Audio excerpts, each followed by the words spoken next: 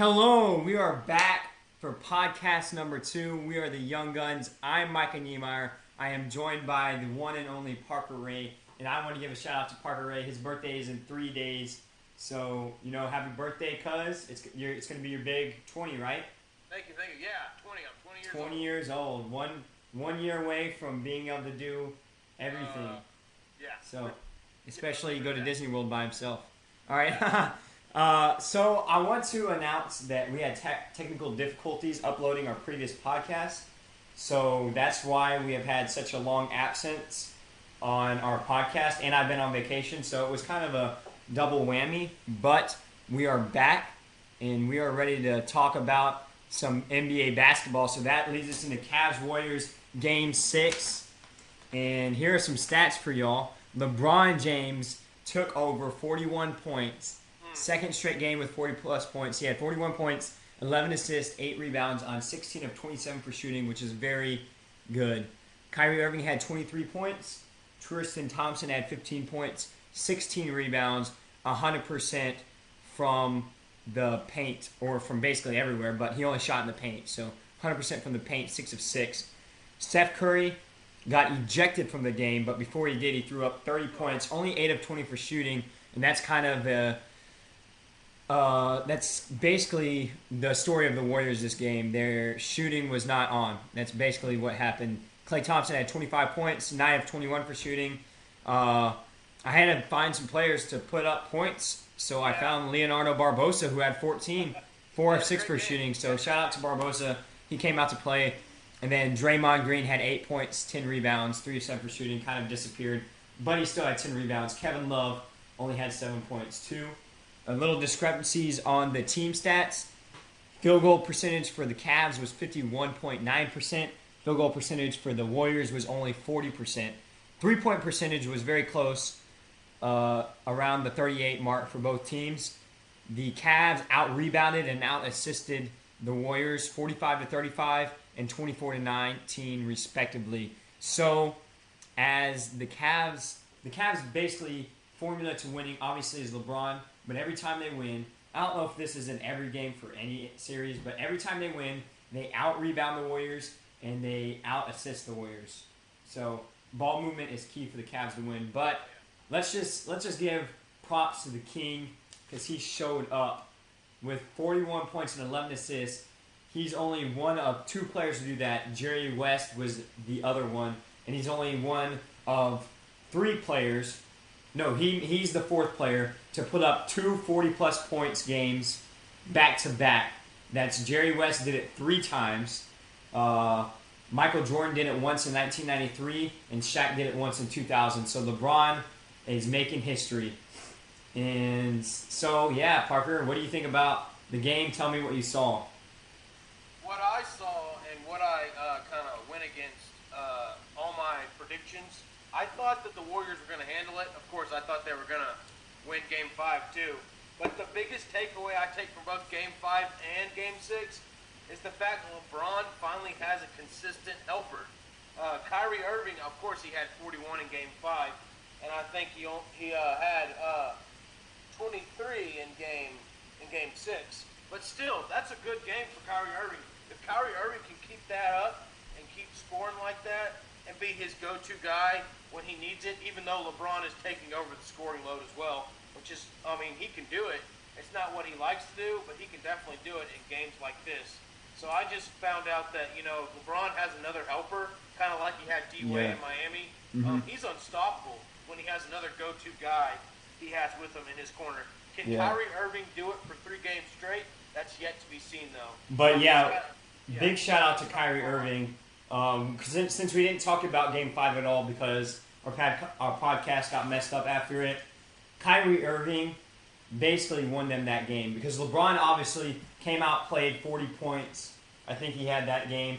But we knew in Oracle somebody else had to step up, especially in a Game 5, and Kyrie Irving did that. So, yeah, let's give credit where credit is due also for Kyrie. So what happened with the Warriors, Parker? The Warriors, they played. It was a good, entertaining game, but they just never really. It seemed like the Cavs just Game 6 was theirs from the get-go. They were not in that game at all. There were stretches where they cut it down to like 7, 8, but they could not ever get across the hump, get the lead. I don't even know if they had the lead the entire game. I don't know. I'd have to look that up somehow. But it I don't just think feels they like did. I don't think they did because the Cavs started off like 8-0, like 10. Yeah, it was 31-11 at the end of the first. Yeah, so I don't think they ever had the lead. So that's just saying something about the Cavs, just the ferociousness. Steph Curry was kind of feeling. He was feeling it. I mean, he was shooting. He was getting points, but I think he was still mentally. He was still frustrated with just the defense that was being played on him because that was a hard 30 points he was trying to get. I mean, those were covered. Yeah. He was having to dance around more than usual. Yeah, that Cavs defense was very good. He wasn't getting free off of screens, and so I think that's a big thing. I think when are they going to listen to you and let? Well, Draymond Green did bring the ball down some that game, but I just think they need to have another guy in there. That's what I'm saying. Yeah, they need to listen to me. Put in Sean Livingston, save the series, because even though Livingston hasn't put up a whole lot of points, all he has to do is bring the ball down the court because he is a long, tall, lengthy, good, all-around player. So that's what I say to do. And yeah, and I would say take out probably Iguodala now since Bogut hurt and Iguodala came on, because Iguodala is good, but he kind of got. I'm not saying he got lucky last year, but that was a one-time thing. I was going to add on that with Iguodala. He's definitely hurt back spasms. You could tell the way he was moving out there. That's not the Iggy we know and love as a Warriors Iguodala, or even 76ers Iguodala. That's not the Iguodala people are used to seeing. But I mean, give props to LeBron. He's taking it right at him. Whoever they put on him, Draymond Green, Iguodala, Livingston, Clay, whoever they want to put on him, he's getting his no matter what. I don't even think if Iguodala was healthy, I still don't think it would matter. LeBron James would be getting his shot. And I just think they even played better. This may be unpopular, but I think they played better without Steph Curry in stretches of that game. When they took him out and put Livingston in, because Steph Curry was in foul trouble the whole game. Of course, you know he fouled out. Yeah. He fouled out, he got ejected. He didn't get fouled out, but he fouled out and got ejected. And then he got ejected. So he could have stayed on the bench, but he didn't stay on the bench. So I think they turn to rely on Curry a lot, and that's their problem right now. Yeah, and Curry's not an animal like LeBron is on the court. So I mean, Curry's amazing, but he has to be. They have to work the system for Curry to be legendary. As old Charles Barkley once said, even though he was proven wrong last finals, more often than not, jump shots don't win championships. Exactly. Even though, yes, technically they did kind of win a championship last year, more often than not, jumpers are going to go away. So jumpers like dating a dumb girl. They're pretty, but there's not much else they bring to the table. Exactly. And that was Charles Barkley's quote, so I can't take credit for that. All right, yeah. Shout out to Barkley. So that's our first reactions to this game. We'll be back with a little bit more in-depth reactions and analysis on Game 7 and what y'all need to look for in this historic game. We will be right back with news that you need to know. We are the Young Guns. I'm Mike Niemeyer, joined by Parker Ray. We shoot straight the news that you need to hear and the analysis that you need to hear. Speaking of news, the Rangers win 1-0 yesterday. That's their third win in a row against the Cardinals. Not the third win against the Cardinals, but that's the third in a row. They haven't lost a series in a very long time. They have the second best record, I believe, only to the Chicago Cubs in the whole MLB. Cole Hamels pitched a lights-out game. Shout out to Colby Lewis, who also pitched a great game earlier against the A's a couple days ago. Just a couple of takes from that. Hamels is now 7-1 record. Odor hit a homer in the 5th inning, and he's been lights out batting since he got suspended. Ever since he came back from that suspension, he has been lights out. Next game is today. Today's Saturday. We're recording this on Saturday, so by the time this podcast is out, the Rangers will be playing or almost finished because it's today at 3:15. Okay, Parker, Astros lose 4-2 yesterday in extras. It was Star Wars night. May the Force be with you. But the Force was not with the Stros last night, sadly. Tell us a little bit about this game. It was pretty frustrating to watch because the Astros had so many opportunities. And you're obviously a Houston sports fan, so you know the ups and downs. We go to St. Louis, play a little two-game series, which I don't know what the Rangers are playing. It could be a two-game series, I'm not sure. Or it could be an actual three-game series. But we played a little two-game series with St. Louis. We swept them in St. Louis, and I was pretty happy about that. The Astros actually did good against the Cardinals. So I was like, wow, they played well. They played really well. They played some clutch baseball. But then they go home to play the Reds. 3 games under 500. Okay, I'm thinking, sweet. We're going to get back to 500. We're going to be 35-35. This is exactly what the doctor ordered for the Astros. We're going to have a nice homestand with the Reds, sweep them, and then continue rolling into All-Star break. Well, that didn't happen because the Astros like to be a home run or bust team. They struck out way too many times. As you know, that's a big struggle for the Astros because they swing for the fences every single at bat, and that's a problem. It's exciting. It makes for exciting baseball when they connect. And Correa had a late homer in the 8th inning to tie it up 2-2, and I was like, all right, the Astros are going into the extras. It's going to be fun. The Astros are going to hold on.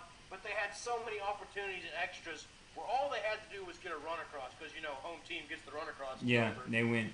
And they didn't do it. I feel like the Rangers would have put the ball in place somehow and just got the run across. Instead, the Astros were going for the walk-off homer. There was a guy on second, and they couldn't get him across. And then I think Luis Valbuena in the bottom of the 10th just struck out. And then I think we just ran out of pitchers in the 11th, and the Reds finally took over. But that game should have never gone that late into extras. It should have been over in the 9th and the 10th. There was multiple opportunities where the Astros just struck out with runners on base. And all they needed to do was put the bat to the ball. Simple textbook baseball, but they were trying to make it too exciting, and that's kind of my venting for the Astros. But all right, so it's basically the story of the season. They had a chance to close it out, and they weren't able to do so. Next game is today at 3:10, just 5 minutes before the Rangers game start. Today's Saturday, by the way, if I did not already tell you all that. All right, on to some Copa America. USA win against Ecuador 2-1, and they advanced to the semis right here in H-Town, Houston, Texas. It's going to be exciting, and that's pretty much. And then England in the European Championship beat Wales 2-1. Their next game is Monday at 2:00 p.m. Central Time. This game was very close, Parker. England was down 1-0 to Wales, who is their kind of one of their rivals because Wales and England touch each other. They're both on the Great Britain Islands, and whatever you want to call it. And so basically 90th minute, which is like the last minute that is in regulation for soccer, what's his name? Daniel Sturridge. Such an English name. Daniel Sturridge. I don't even know how to say it.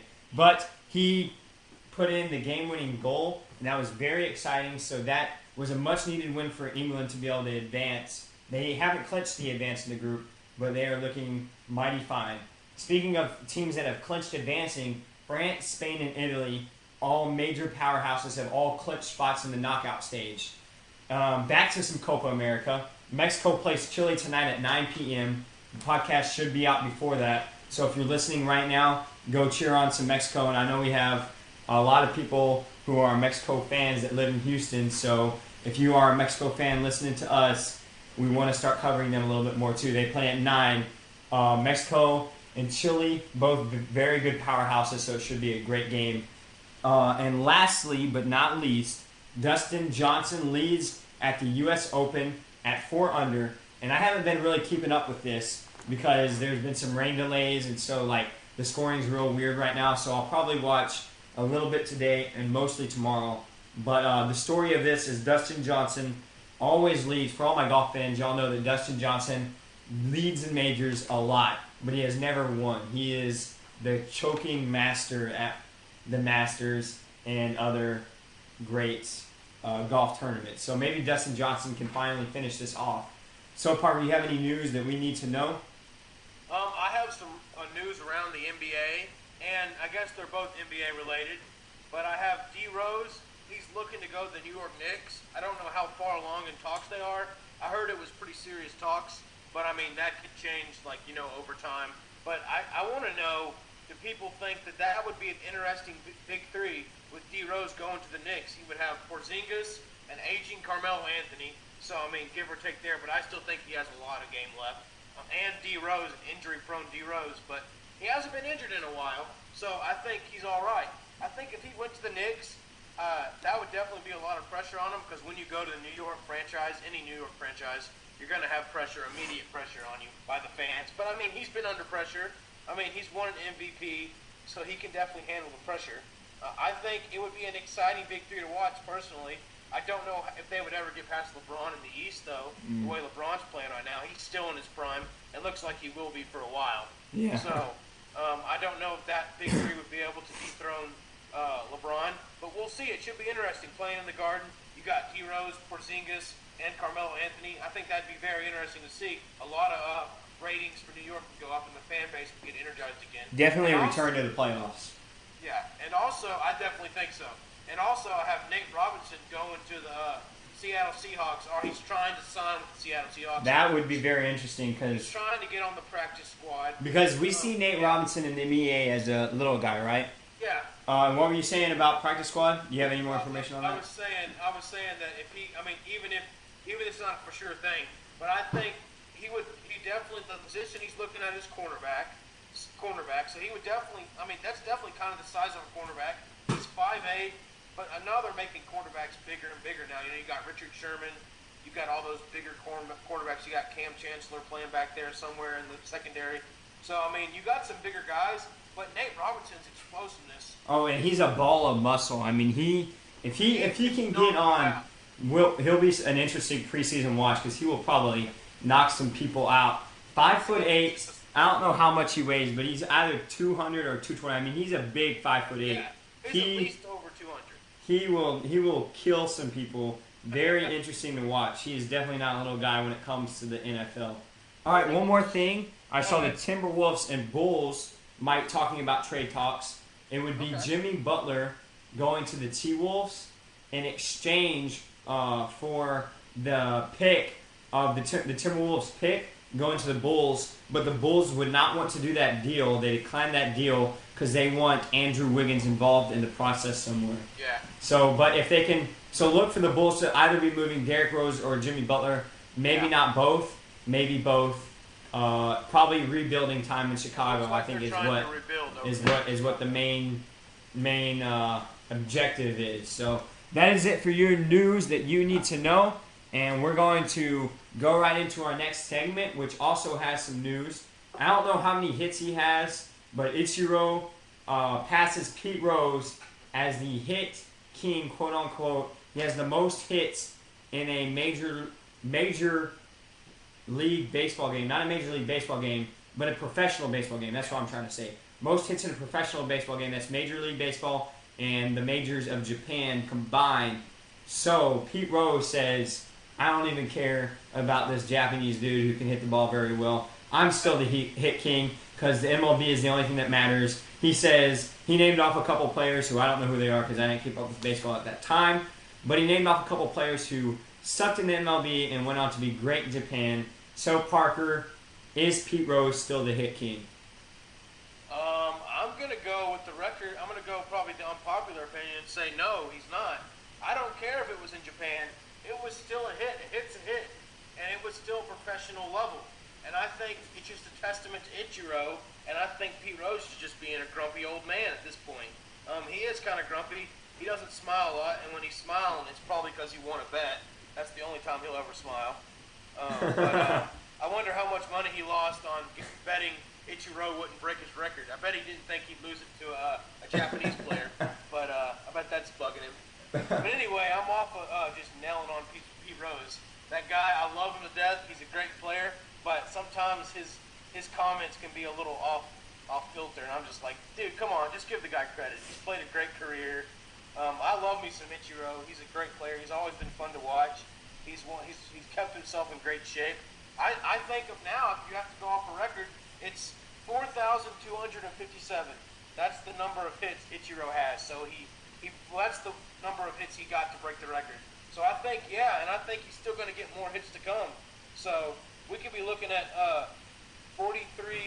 We could be looking at 4,300 300 by the end of the season, or even more than that. Yeah. Probably more than that. Shout out to Ichiro. He's about to hit 4,000 hits too as well. Yeah. So it's just a remarkable thing to see that Ichiro is getting that many hits, and so I think you got to give him credit. I think as of right now, he is the base hit king. That's numbers don't lie. Even though they weren't on the MLB, I still think, hey, that's still a remarkable task. If he would have played all year round in the MLB, I still think he would have broke the record. Let's just say that. Parker, I'm gonna have to disagree with you. I'm gonna have to disagree with you. That's all right. I need to disagree eventually. Because Japanese baseball, it probably doesn't even count. I've never even watched a Japanese game. They probably get power-ups halfway in the middle where they if they get a hit, the other team has to pour coffee on themselves or something. I mean, it's probably something crazy. They probably have freaking 7,000 feet until you are able to hit a home run. And you literally have to hit it across the city of, Tokyo. You probably have to hit it all the way across the city of dadgum Tokyo to be able to even get a home run. And then freaking the bases are probably 2 feet apart. So, I mean, you probably can bunt and get a hit. That probably counts as a hit. I mean, Ichiro, come on. Yeah, you're a great player, but you're not Pete Rose. Pete Rose is a legend. He deserves to be in the Hall of Fame. I don't care what anybody says. Pete Rose is still my hit king. And if Ichiro would have played his whole career in the MLB, he wouldn't have done as well because all the players in that era that he would have played in all were on freaking steroids. They were jacked. Have you seen Roger Clemens' guns at that point? I mean, he probably threw 110. I mean, he was popping pills left and right. Ichiro wouldn't have been able to touch him. I'm done. Pete Rose, still the hit king. That's all I have to say about it. Well, I'd like to rebuttal just a little bit. I know we're running out of time, but I would get my point across. It's not like Ichiro was a power hitter.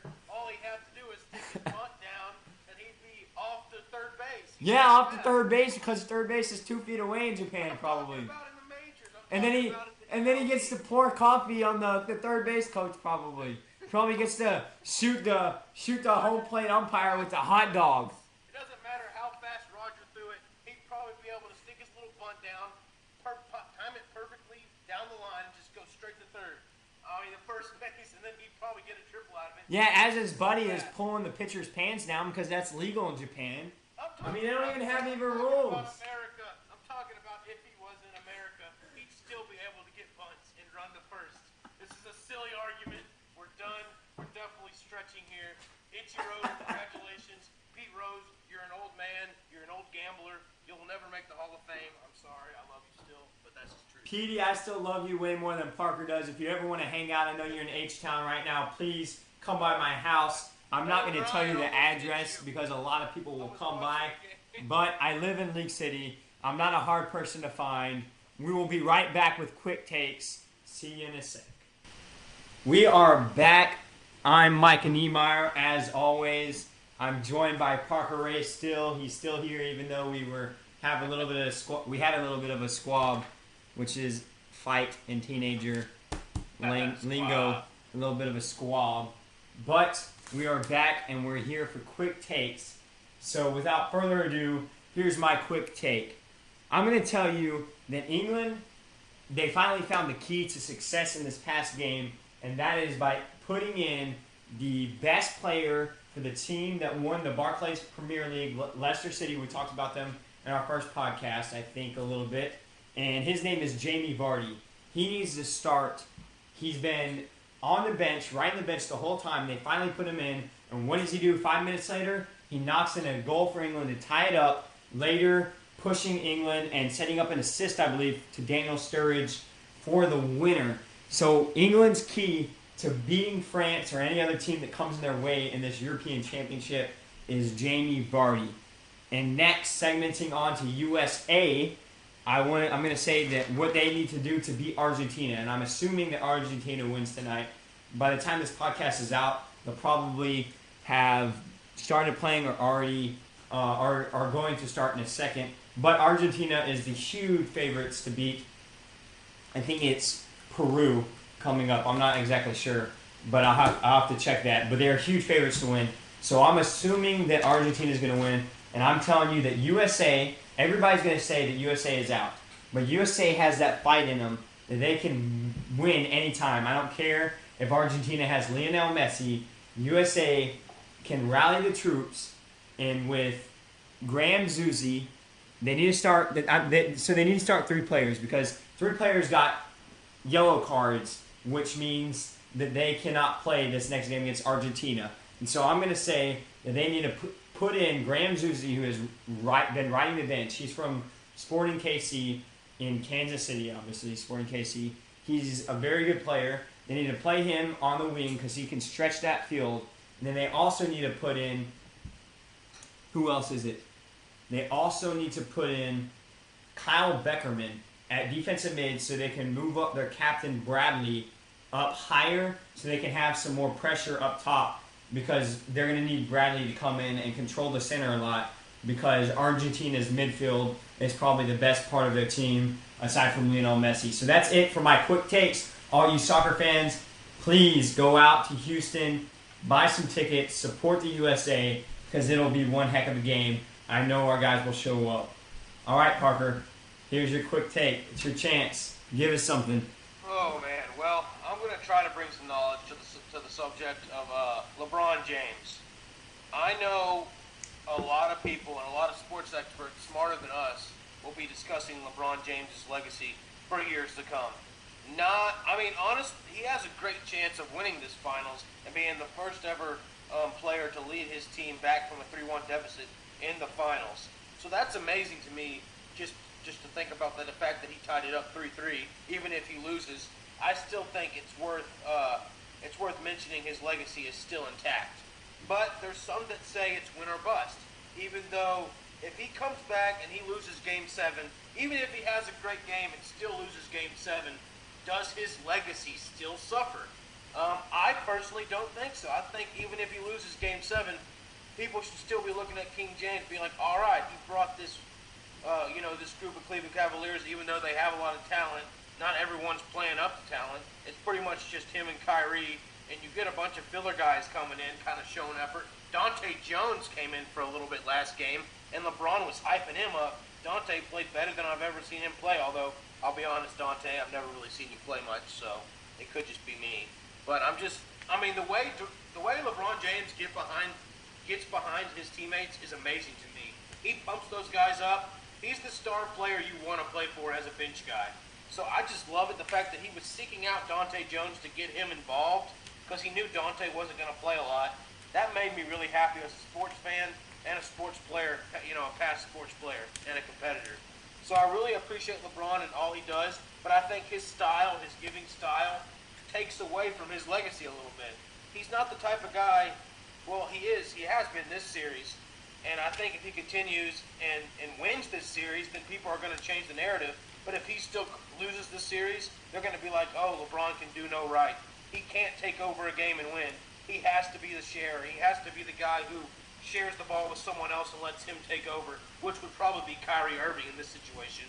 But Game 7, I feel like that's not going to be the case. I feel like LeBron James will take over, and he will win, and he will kind of channel his inner Michael Jordan, his inner Black Mamba, as Phil Jackson was saying about Michael being like Mike. I think he will be like Michael. Of course, Michael never had to face a Game 7, so... Yeah, that's a whole other story. He kind of got it done before then. He's like, Game 7, what's that? I think LeBron James will, and I think he'll put on another great Game 7 performance. I'm not predicting the winner just yet because I kind of have to stick to my guns. So I'm kind of jumping the gun here, getting you excited about LeBron. It's still going to be a great game. And even if he loses, I don't want people to jump off the LeBron legacy bandwagon. I still think his legacy's up there with one of the better players. Remember, Jerry West had a terrible finals record too. I think he was 1-8, 1-9, something like that. So, he kept getting beat up by those old Celtic teams, so that's nothing to be ashamed of. LeBron James has lost to great teams in the finals, just been outmatched. There's nothing you can say about that. But I think the average NBA fan, if he loses again, if he loses another final, I think that LeBron's going to take a big hit for that. And Cleveland may never recover. This might be the last chance for Cleveland, honestly. Yeah. If LeBron loses now, this might be it. So, because LeBron may be jumping ship after this if they don't win here. Mm-hmm. So, it's a lot to discuss, and it's a very hot topic. But that's my quick take for today. All right, we're going to throw that right into our Cavs-Warriors question analysis and talking about Game 7. But I know quick takes are normally when we each give our own take and there's no discussion on it. But I have to say something about LeBron's legacy. And I've been all on LeBron's bandwagon this year. I've been all over it saying that he's going to win. He's going to come in there and take the bull by the horns, the dog by the cojones, if you will, and he's going to win. Okay? I predicted LeBron to win every single game in this finals, and I'm 50-50 on this now. 50% right, 50% wrong. So hopefully Game 7, we'll see something. And that kind of already shows who I'm predicting to win Game 7. But if LeBron loses Game 7, mark my words, his legacy will take a big hit.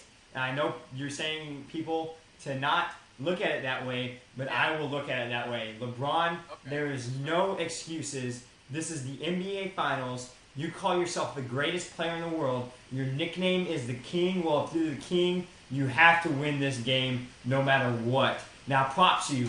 2 straight back-to-back games, 40 points, but I don't even give a crap. If you don't win this game, your legacy will take a big hit. But with that being said, if you win this game, LeBron, you will be on my Mount Rushmore. You will be behind Kobe and LeBron in my eyes. I mean, Kobe and Michael in my eyes as one of the greatest players ever to play this game. And that's just that's my personal eyes. But LeBron, this is the fork in the road. Are you going to be a winner and go on? Obviously, you're still going to have a lot of respect to your name, no matter what.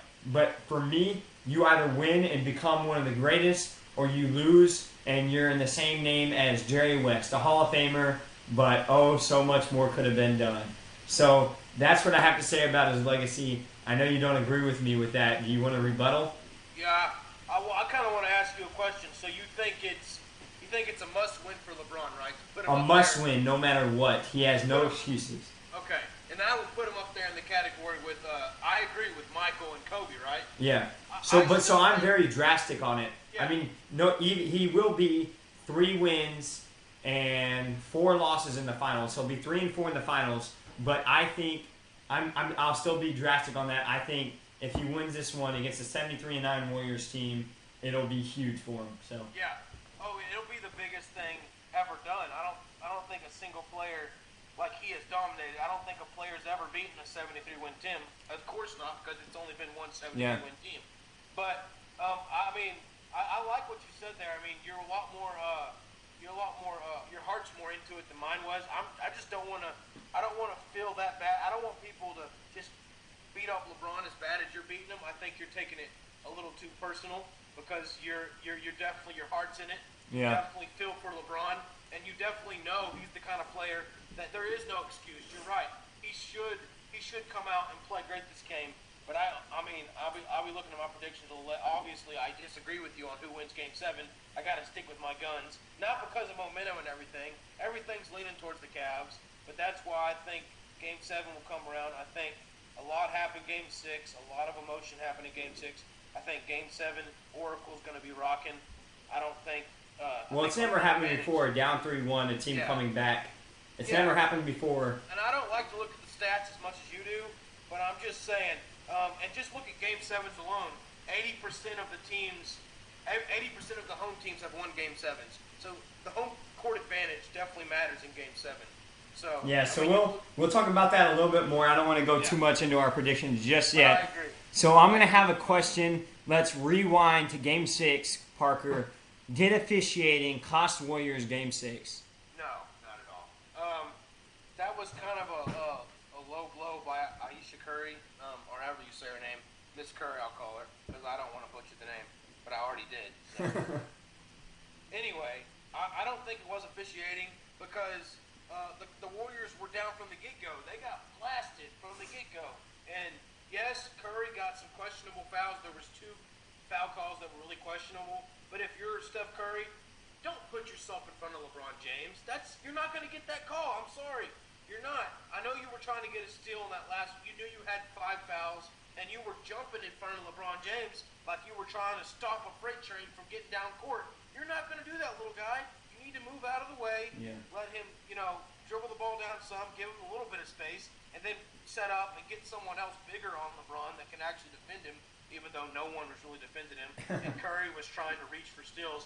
What I saw was an anxious Steph Curry trying to contribute on defense the only way he knows how, which I talked back on our last podcast, was just getting steals. That's all he's good at on defense, is getting steals. Yes, he's very good at it, but when you reach, someone's going to teach. It's an old school saying, but I love to bring it You up. reach, I teach. Yeah, LeBron James definitely taught Curry a lesson. It was Yeah. basically a history lesson all night long, and LeBron James was the teacher, and he was just bullying Curry. Curry was not going to win Game 6 in Cleveland. I'm sorry. I don't know why I predicted it. I guess I was trying to stick to my guns, stick to the facts, because I don't want to jump off my team when they only need one more win. But a winner-take-all in Oracle, I'm confident Warriors won't lose 3 times in a row. But that's just me. They could still do it. I mean, the way the Cavs are playing, playoffs are a different animal.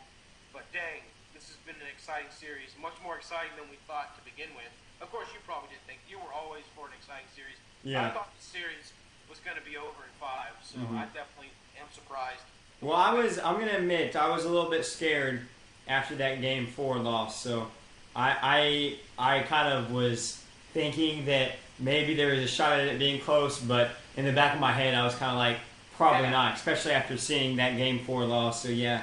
I mean, I'm just glad we have a good series, but I agree with you. Yeah. I think the officiating could have been better, and Steve Kerr definitely has gotten into the minds of the officials with a $25,000 penalty to do it, but he did it.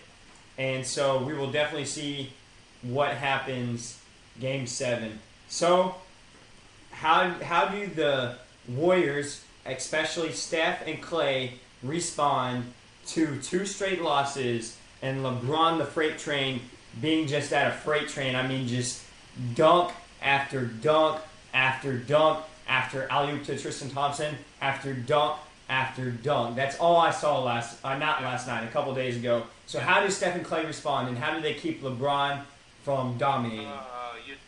With Andrew Bogut being out, I need to see more from Festus Ezeli. I need to see more from Maurice Spates. I need to see more from the bigger guys in the paint. I need to see some.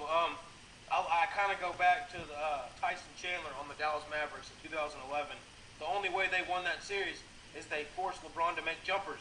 The only problem is LeBron is making jumpers now. Yeah, 3 of 6 from three-point line the past 2 days. I mean, he's shooting 3-pointers now, and that's crazy. If he can knock down 3-pointers consistently, which he has the past 2 games, the past 2 wins, and I honestly, I don't think that'll go away. I still think he'll be able to do it. Then I don't see, I don't see the Warriors being able to do anything with LeBron because they don't have Bogut. They can't keep him out in the paint. And when he's outside the paint, even still, he's shooting the 3-pointers, and no one can guard him on the perimeter or inside now that Bogut's out. But so I honestly don't know what the Warriors are going to do. I think it's just going to be a lot of emotion playing a factor. The fans are going to be in it, kind of like Cleveland's fans were in it Game 6. I think it's going to be a reverse factor. I see the Warriors jumping on the Cavs early, getting out. I don't know if it's going to be 31-11 after 1 quarter, because that was just amazing. But I see the Warriors getting a double-digit lead after the 1st quarter, and I just kind of see them riding that momentum to the end. I don't think it'll be that close of a game, honestly. I think it'll be a blowout for the Warriors. Not a big blowout, but I'm talking 10, 15 points. Not like 20, 30. But well, I think yes, the big guys have to step up, but Steph and Clay have to, what Steph Curry said at Game 1, they have to take away the will of the other team. And I know this is hard to do against LeBron, but I think it is possible. And Steph and Clay, they literally just need to drain 3-pointer after 3-pointer after 3-pointer. We've seen them do it in some games, so they have to come out and be on their game. And another thing is, Draymond Green, sir, your offense needs to get better. Yeah. We've seen it before. Well, he was rusty coming back. Yeah, we've seen it before. You need to step up. This is Oracle. You're at home. You need to put up probably 20 points, I think, for the Warriors to be able to win this game. Well, and I think the role players, including Draymond Green, not really a role player, but technically, I mean, you got Steph, Clay, and then Draymond. So I think the role guys will definitely play better at home because that's just kind of how it goes. Yeah. So I think the bench of the Warriors will step up, and the bench of the Cavs and the role players of the Cavs won't have as good of a game. And one guy you can stop and you can kind of game plan for is stopping Kyrie. He went from 40 down to 23, and they need to keep him under 20 points. And if they keep him under 20 points in Game 7, I think they win. Because if LeBron's the only one, let LeBron score 50 points for all I care. Contain. Stop Kyrie. Stop the others. Because LeBron has proven he can't win it by himself, even though Well, I guess there has been situations where he has kind of won. Well, he's always kind of had another guy with him. So he's not like a Keem that's just going to do it all by himself. He definitely still needs help, like everyone needs help. But I think if you stop Kyrie, Kevin Love's not going to be a factor. We've already saw that he's out. So I mean, he hasn't done anything this whole series. I don't know if he's going to stay in Cleveland or not. But if they stop Kyrie, I think that's the kind of keys for the Warriors. And of course, you said they also need to start making their three-pointers, just bombarding with threes, starting off hot, kind of like I said. If they come out of the gate firing threes, getting up by 20, 15 points in the first quarter, oh, well then it's going to be hard to climb that mountain against the Warriors. Yeah. Because they just, once they start, that place gets rocking. And it's over for any team. It's hard to come back against those guys. So they basically, like you said, they have to stick to their guns and play Warriors basketball and not conform to what the Cavs are doing. Don't change anything. Just go out there and play. All right. Yeah. What do the Cavs need to do to keep momentum and win Game 7? The Cavs' keys are kind of the reverse of the Warriors.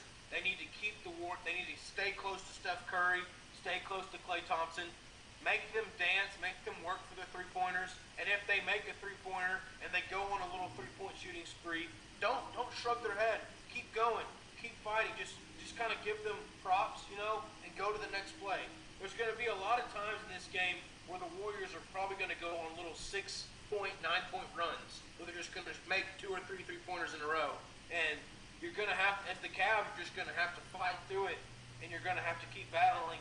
And even if you have a lapse on defense, don't let it carry over to the next play. Just forget about it. They're going to make spectacular plays.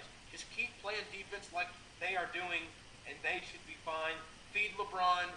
Kyrie definitely still has to have like a 25-plus point game. I feel like if LeBron and Kyrie both get over 25, they'll win. That'll be it. I agree. I think it's mainly basically the Cavs, Kyrie, the stars on the Cavs, Kyrie and LeBron need to have 25-plus point games, and Kevin Love needs to have at least 15. He's got to show up. Oh, okay. I think in Oracle, he has to show up because it's a hard place to win. That's a lot. Kevin Love looks lost out there against the Warriors. Oh, yeah, it's not a good matchup. So he doesn't necessarily have to, but it will definitely make it easier for the Cavs if he does. So, Parker, I think we already know who wins. I think we've already told the fans, or the listeners, who wins. But who wins Game 7? Well, I'm going with the Warriors. I picked them in Game 5 and Game 6. Not going to jump off now. I think home court will play an advantage. And I don't like to point out the stats, but like 80% of the home teams have won Game 7. It's definitely a big deal. The last Game 7 LeBron won was in Miami. He was home. It's a different animal playing on the road in Game 7. Yes, Game 6. The way the Cavs are playing, they're expending so much energy trying to win games and trying to chase the Warriors down. I feel like Game 7 they'll just be gassed. By the end of the first quarter, it'll start getting to where they're just chasing down these guys. They'll be tired. I think the Warriors will put it away and start to be that dynasty I predicted they will become. That's kind of my prediction for the Warriors. They will become a dynasty, a three-point shooting dynasty. The first ever we've seen is just nonstop knocking down threes. So I'm predicting the Warriors. I know who you're predicting, but that's my prediction. Yeah, so when I look at Game 7, Parker, I look at the best players on the court. And there's 2 best players on the court, Steph Curry and LeBron James. And Steph Curry obviously has not played in Game 7 in the NBA Finals, but LeBron has, and he put up 37 points, 12 rebounds, and 4 assists. Okay, 4 assists isn't a lot. But 37 points and 12 rebounds. He absolutely took over Game 7 in 2013. And I think he will do the same. I know I've been riding LeBron's bandwagon a long time. I have picked the Cavs to win every single game of this series. And I am going to stick with that. I think the King, he will show Curry. He'll be like, Curry, listen up. You can be fun. You can have fun. But I am still the king. Yeah. I'm still the leader. I'm still the face of the NBA. And I'm about to show you why. And so the Cavaliers win Game 7. So, Parker, Golden State is favored by 4.5 points. Are you going to pick the over or under in that if you're betting? Oh, I'm picking over. They're going to beat them more by 4. I think if the Golden State Warriors win, They don't need to make it close. If it's close, LeBron has the advantage every single time. If it's a 5-point game with 2 minutes left in the fourth quarter, I'm picking LeBron's team. I'm sorry. Yeah. So the Warriors better get up by more than 5 before the fourth comes. I'm hoping they take care of business early on and just ride the momentum. Yeah. But so I'm picking over because I want the Warriors to win, obviously. So I'm picking over. I'm thinking it's gonna probably be an 8 to 10 point game. Oh yeah, I'm gonna obviously pick the under. I think the Cavs will win, and if they lose, it'll be very close. So how do you pick the Cavs winning? How much do you pick the Cavs winning? I pick the Cavs winning by 1 point, Parker. Oh my God! It'll be down to the wire, and listen. It's been storybook. Down 3-1, win 2 games. All you have to do is win the last one. It's the King. Beat the 73-9 win team. Restore your partially broken legacy, and it will end with a LeBron James poster over Steph Curry. Oh, no, I'm kidding. That probably won't be how it ends. But even if it's just a LeBron James poster, I will be happy. Just give me a game-winning poster, NBA. We know it's rigged. We know the NBA is rigged. Just give me a game-winning poster. That's all I want to see. Yeah, it's all a conspiracy. It's all rigged. LeBron James will definitely get a poster dunk, and it may be on Curry, but it'll probably be in the first quarter when it doesn't matter. Hopefully. Okay. Game 7, Sunday night, 7 o'clock. Everybody tune in, watch, because it will be historic. It will be legendary. It will be entertaining. We will be right back with our top 5 Game 7 NBA Finals appearances and show-ups. We are ready. We will be right back. Hello, we are the Young Guns, and we're here for our final segment of the day. Top 5 Game 7 NBA Finals performances of all time since 1960. I don't think we picked anything earlier than that. And 1960 is really where the stats kind of started been keeping up. And so there have been 13 overall NBA Finals. So, Parker, who is your number 5 of the top 5 Game 7 performances? Who's your number 5? I'll be honest with the viewers. It was pretty hard top 5 to do because there's a lot of research involved. There's not a lot of Game 7s available. Like you said, only 13 since 1960. So I just kind of numbered off the most recent ones, starting with 1988, and the last one was 2013. We'll get to those later. But how I'll rank, I'm going to start with number 5, being in 2010, Kobe Bryant, Game 7 versus the Celtics. He had 23 points and 15 rebounds, and he had a little help from Meta World Peace, our boy Ron Artest. He had 20 points in that game as well.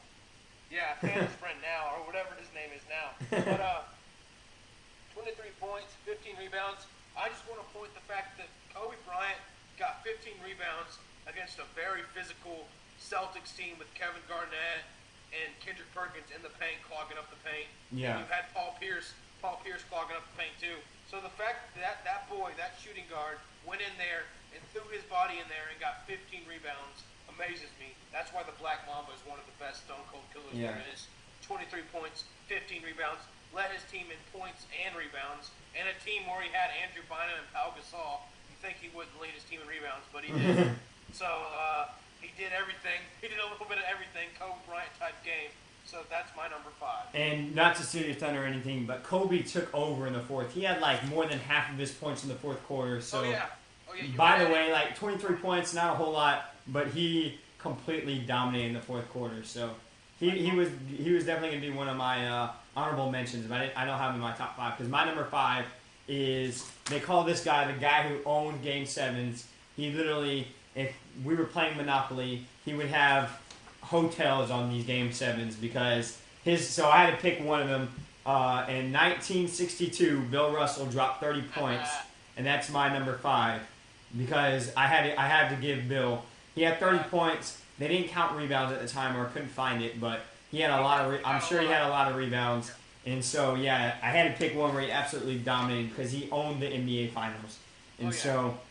Bill's a good pick. I had to give Bill the shout out with 30 points. I don't know a whole lot because obviously 1962 is way before my time. It's hard to elaborate on those. But yeah, but I'm sure if I was there and watching it, I might even put it higher. So yeah, I had to give old Bill Russell the number 5. So at number 4, who you got, Parker? Number 4, I got old Tim Duncan at Detroit in 2005. he wasn't at Detroit. He was playing Detroit. He was in San Antonio. So far, both these teams were on their home court. So that kind of plays a factor, as I was saying, I think. Yeah. Detroit, against Detroit, Tim Duncan had 25 points, 11 rebounds, 3 assists, and 2 blocks. So he did a little bit of everything. I'm going to compare him to kind of another big guy I picked on this list. But it was in 2005, Tim Duncan. The way the system is set up for the Spurs, it's not like one player can outshine any moment. But Tim Duncan was the best player on the court that game. Yeah. And in a system where it's not meant for a certain player to outshine anyone, it's a lot like the Warriors system. It's just kind of like a read and react. Just, we're going to run our plays. If you get your points, good. If you get 2 points, oh well, just nod your head and do what Pop tells you. So Tim Duncan definitely got his points in a clutch game where they needed him to get, because I mean a lot of these game sevens were pretty close. So Yeah. they needed every bit of those 25 points, 11 rebounds, and of course he had 2 blocks and 3 assists. So I put old Tim Duncan, one of the probably one of the best power forwards of all time. I don't like to put a Spur as number 1, but you kind of have to. Old Timmy, he's a great player, and he's my number 4 too. He had 25 points, 11 rebounds, and you kind of summed it up. But I did a lot of research on this because I kind of had a field day, and I was very interested. So I'm going to elaborate. Yeah, I'm going to elaborate a little bit. So in the third quarter, Parker, the Pistons were up by 9, and they were putting their foot on the gas. They were ready to take this NBA Finals and steal it away from the Spurs. But Tim Duncan had like 10 or 12 of 18 points scored, because this is a low-scoring game. This is hard-fought. This is banging their bodies. I think he had like 10 of 18 of the Spurs' 18 points scored in the third quarter, and he basically just took over from there after that. And with the help of old Manu Ginobili, who also had 23 points, they were able to finish him off in the fourth. But Tim Duncan, in that third quarter, when his team needed him the most, he stepped up. So yeah, I have him at number 4 too, because he took over too. So definitely definitely a recurring thing that the big stars shine in this list. So Parker. Excuse me. So Parker, who do you have at number 3 in your NBA Finals all-time performance? Number 3 is a guy. I wish I could put it number 1 because I mean he's a hometown favorite, obviously. But I have the 1994 Finals Game 7 against the Knicks. I have Akeem in Houston against the Knicks. He had 25 points, 3 blocks, 1 steal, 10 rebounds, and I'm sure he probably had an assist in there. Who knows? But Akeem just did a little bit of everything. He carried the team. Like I said earlier in the other podcast, he was the only All-Star on that team. And just watching the highlights. Well, Clyde was on that team too, so I mean. Oh, the 94? I think he didn't come till 95. Oh, yeah. You're right. Excuse me. Yeah, sorry. Yeah. This is 94. I always get them mixed up. I thought 94 was the year they played Orlando, 95. But yeah, you're right. 94 was the year they played the Knicks. You're good, man. Yeah, 94, Akeem was the only All-Star. Clyde coming in 95. Of course, he was an All-Star, and he helped the Rockets out the second time they did it. But I'm looking at it, and just from watching the documentary on those Clutch City Rockets, Akeem was battling Patrick Ewing.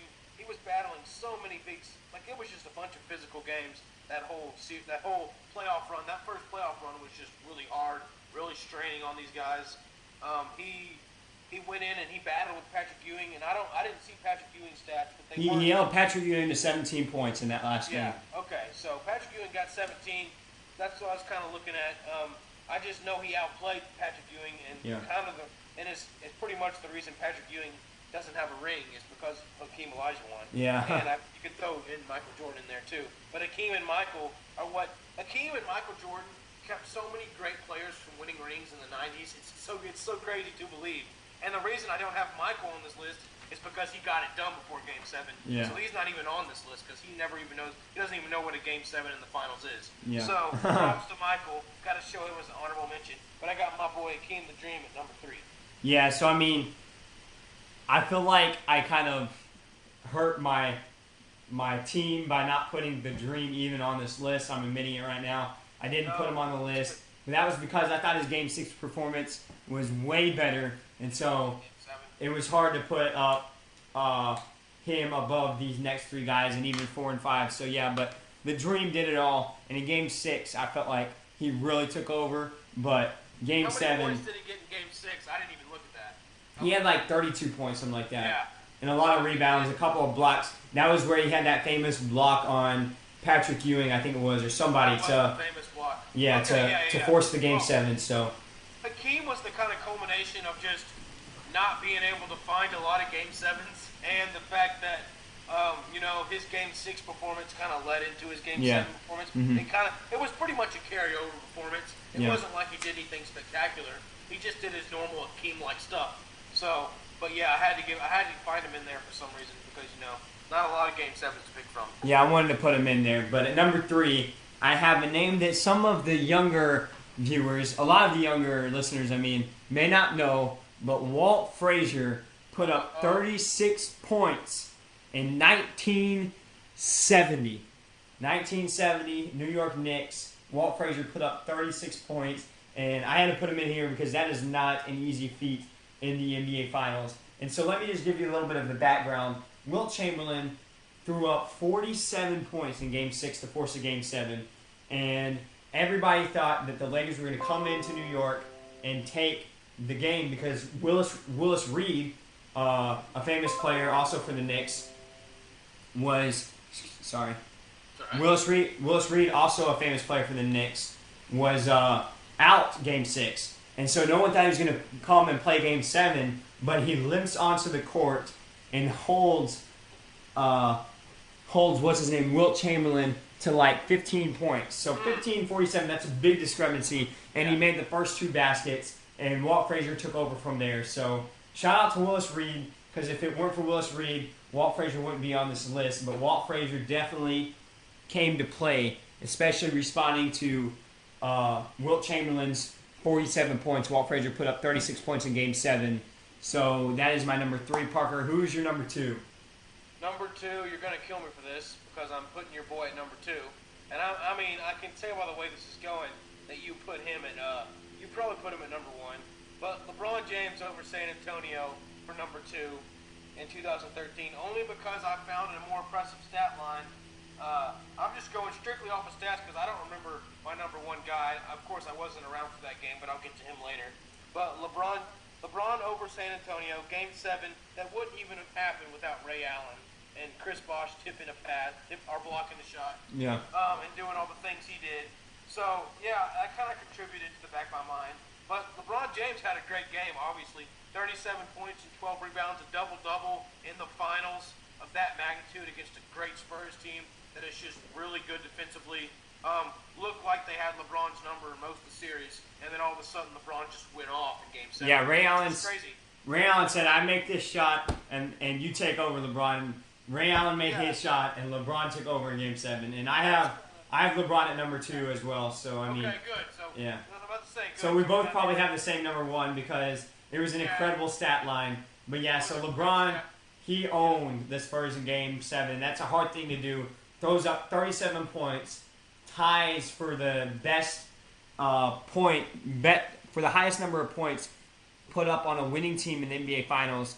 He's tied with some guy in the 1950s who I have no idea who his name is, but he might be a Hall of Famer. I don't know, but LeBron doing what he did, that was amazing. And to think that 37 points, 12 rebounds doesn't give you number 1, but it's just because this next guy that I think we both have in the same mind. Just when a guy gets this stat line, you kind of have to put him number 1. Yeah, so we'll go straight to number 1, and at number 1, me and Parker, I'm positive that we both have him.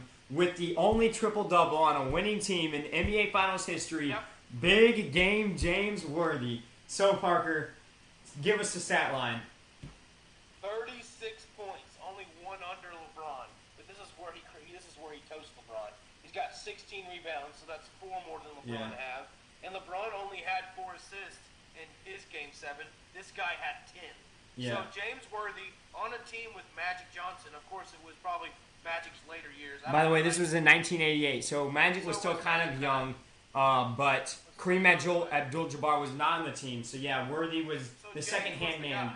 Yeah. James was the guy. Yeah. And he was like the Kobe of that team in that era, and he was like the Michael of that team and the Kobe of that team. So he was their scorer. He answered the call. Honestly, I forgot who they were playing. I just looked at the stat line and got freaked out. I was like, They were whoa, playing the this is Pistons. Remember, it was famous. Isaiah Thomas had that ankle yeah, injury bad boy where they may Pistons. not have even have won the series because the bad boys were coming for him. But yeah, I would still say Magic was the Kobe of the team. But James Worthy definitely took over this series and took over this game with 36 Well, points, yeah, and he ended up winning Kobe, the. when I mean Kobe the team, I mean he was like, I mean maybe he was the scorer because Magic was more of the passer. You know? Yeah, so yeah, he was definitely the scorer of the team. I can give you that. But yeah, big game James Worthy. Yeah. Talk about a guy who just steps up in a big moment, doesn't have the most illustrious career, but he picked one game to throw up a triple-double, his only triple-double in his career, and he chose Game 7 of the NBA Finals. Talk about clutch.